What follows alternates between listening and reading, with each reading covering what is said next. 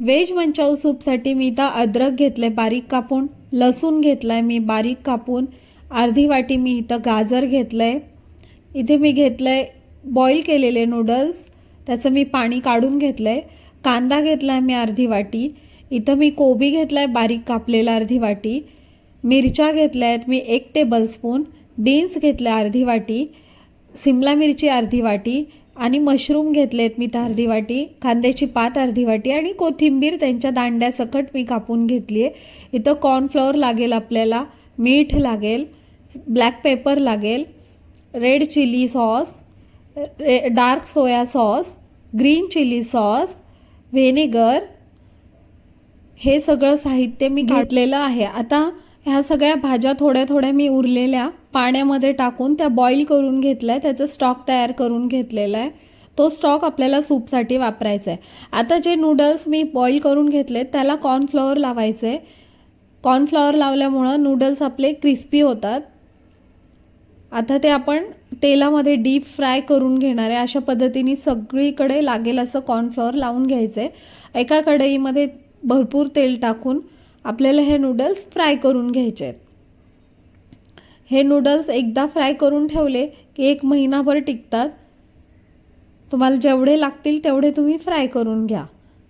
Boil करताना त्याच्यामध्ये थोडंसं ऑइल टाकायचं आहे आणि मग ते पूर्ण चाळून घ्यायचे आहेत, पाणी त्याचं ड्रेन करून घ्यायचं आहे आणि नंतर ते कोरडे झाल्यानंतरच त्याला कॉर्नफ्लॉवर लावायचं आहे। हे बघा आपले नूडल्स तयार झाले, हे सूपमध्ये टाकून खाण्यासाठी खूप छान लागतात।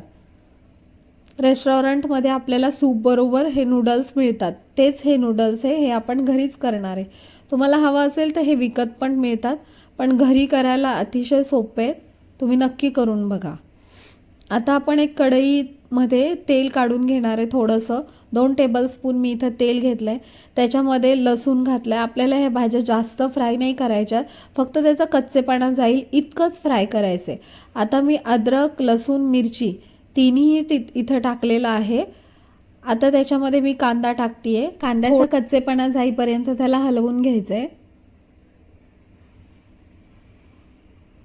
थोडंसंच हलवायचं आहे त्याचा कच्चेपणा भाज्यांचा जाईपर्यंत। मी आता इथं कोथिंबीर टाकली आहे, कोथिंबीरीच्या दांड्या इथं जास्त टाकायच्या आहेत। आता त्याला थोडंसं परतून घेऊया आपण। आता मी इथं स्प्रिंग ओनियन टाकलं आहे थोडासा, आपण थोडा इथे वापरणार आहे, थोडा नंतर। आता मी त्यात ज्या भाज्या बॉईल करून घेतल्या होत्या त्या भाज्यांचं आपल्याला पाणी काढून घ्यायचं आहे, त्याच पाण्याचं आपण सूप बनवणार आहे। हे सगळं मिळून पाणी 1 ते 1.5 लिटर पाणी असेल, तुम्ही बघू शकता। आता एक एक करून आपल्याला ह्याच्यामध्ये भाज्या टाकायच्या आहेत। मी तर गाजर टाकतीये, तुम्ही भाज्या ह्या सगळ्या एक एक करून थोडं थोडं फ्राय करून घेतल्या तरी चालतील किंवा अशा वरतून टाकल्या तरी चालतील। मी तर वरतून कापून घेतलेल्या सगळ्या भाज्या ह्याच्यामध्ये टाकून झाल्या की आपल्याला एक एक करून त्याच्यामध्ये सॉस घालायचा आहे।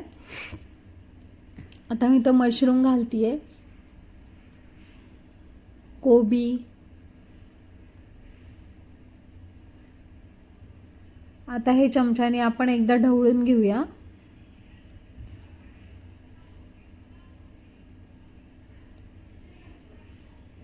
तर हे भाज्यांना जास्त नाही शिजवायचं आहे, फक्त 5 मिनिटं उकळी आणायची आहे। आता एक एक करून मी सॉस घालते, इथं ग्रीन चिली सॉस घातलाय मी 1 टेबलस्पून,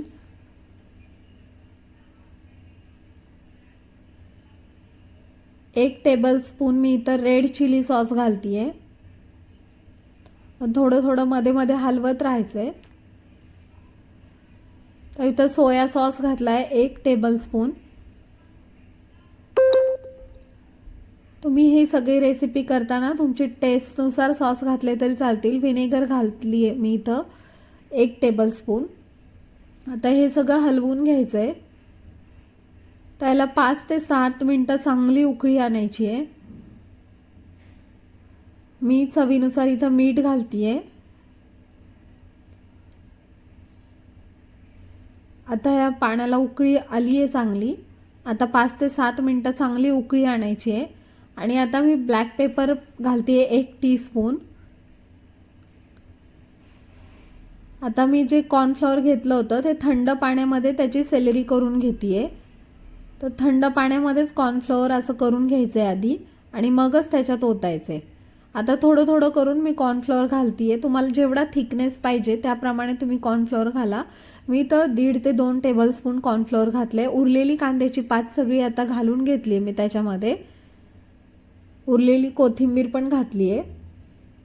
आता ह्याला चांगली उकळी आली की झालं आपलं मंचाऊ सूप तयार. पावसाळ्यामध्ये, थंडीच्या दिवसात किंवा आजारी असताना हे सूप खूप छान वाटतं प्यायला. असं सूप तुम्ही एकदा बनवून बघा. एकदा घरी बनवलं की रेस्टॉरंटमधनं आणण्याची काही गरज लागणार नाही. तर तुम्ही नक्की करून बघा. हे चवीला खूप छान लागतं. करून झालं की कसं झालं ते मला कमेंटमध्ये सांगायला विसरू नका. माझ्या चॅनलला सबस्क्राईब करा, लाईक करा. थँक्यू. एन्जॉय.